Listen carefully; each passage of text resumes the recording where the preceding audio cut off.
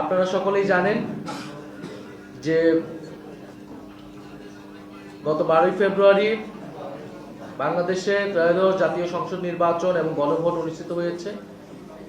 বাংলাদেশের বহুল আকাঙ্ক্ষিত নির্বাচন, গণ অভ্যুত্থানের পরবর্তী প্রথম নির্বাচন, হাজারো শহীদের রক্ত পেরিয়ে আমরা এই নির্বাচনে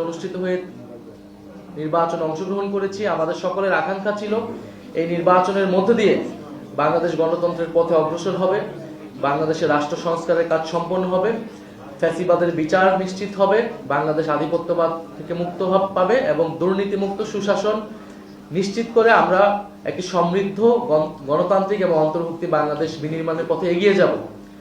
কিন্তু নানা কারণে আমাদের সেই স্বপ্ন ভঙ্গ হয়েছে, আমরা আশাহত হয়েছি, নির্বাচন প্রশ্নবিদ্ধ হয়েছে। আমরা নির্বাচনকে নিয়ে আমাদের সেই পর্যালোচনাগুলো রেখেছি। নির্বাচন প্রক্রিয়া, নির্বাচনে ভোট গ্রহণ সুষ্ঠু হলেও নির্বাচনের ফলাফলে কারচুপি হয়েছে।